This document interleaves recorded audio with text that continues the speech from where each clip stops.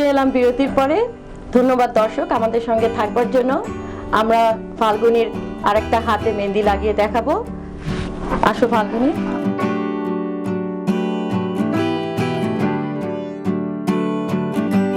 এটা আমি করলাম হলো তোমার মিডল পার্টটা দেখার জন্য, কারণ ডিজাইনটা যদি মিডলে না হয়।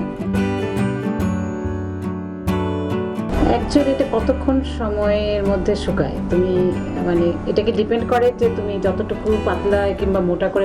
না, আমি যেরকম আগে বলেছিলাম যে এটা তোমার শুকাতে 1 ঘন্টা লাগে, বাট যারা চায় আর একটু বেশি রাখলে আরো বেশি ভালো, বাট 1 ঘন্টার মধ্যে মোটামুটি শুকায় যায়।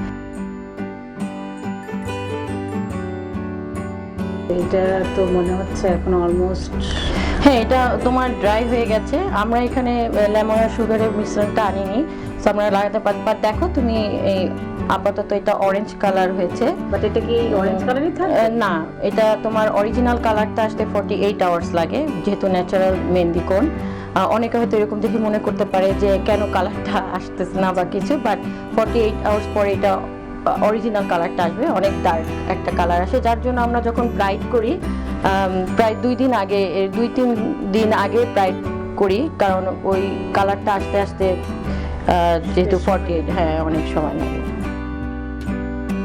যেটা তোমার বাজারের কোন, ওটা তো লাগানোর সাথে সাথেই তোমার কালার চলে আসে, বাট এটা তাড়াতাড়ি চলে যায়। এটা যেরকম তোমার অ্যাটলিস্ট 2 উইকস পর্যন্ত থাকবে আর কি।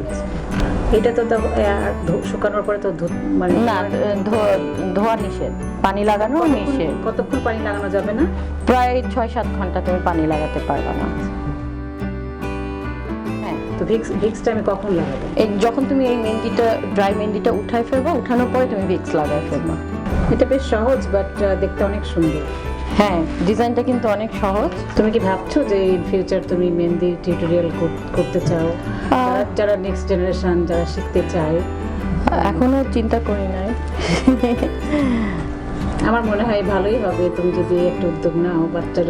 অনেক বাচ্চারা শিখতে পারবে। তারা এটা একটা ডিফারেন্ট কাইন্ড অফ ক্রিয়েটিভিটি। এটা আসলে অনেক ভালো একটা গুণ বলবো যারা করতে পারে তাদের জন্য।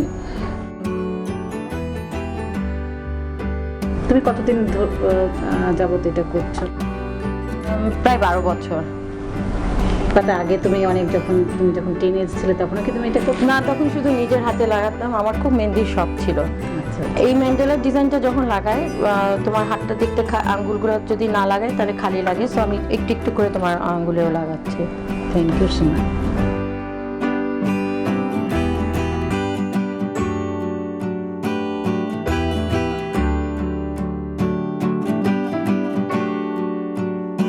অনেক সময় দেখি এই যে আঙ্গুলের এই পাশ দিয়েও সুন্দর বেশ গাঢ় রং অনেকে করে, অনেক প্লেন ডিজাইন। ওটা কিন্তু তোমার মনে আছে কিনা আমি জানি না, আগেকার বিয়েতে করতো। এখনো কিন্তু ওই চলটা আছে, বাট মোস্টলি যারা ব্রাইড ওরা ওই ডিজাইনটা করতে পছন্দ করে।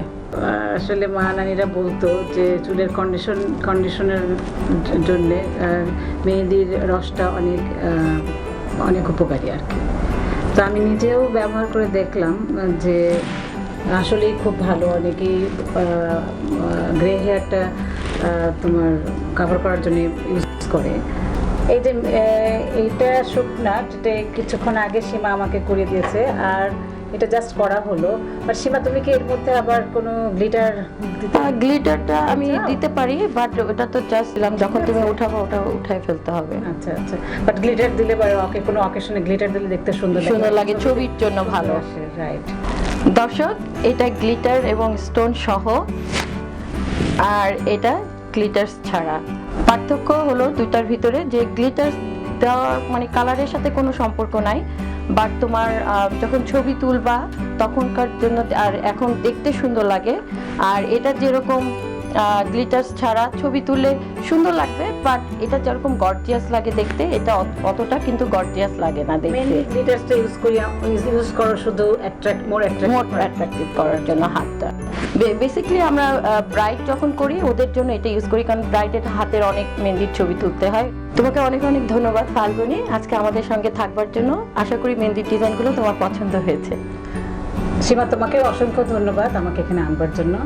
আশা করি আজকের মেহেন্দির ডিজাইনগুলো আপনাদের পছন্দ হয়েছে। এই মেহেন্দির ডিজাইনগুলো আপনারা ঘরে বসে নিজেরাও লাগাতে পারেন।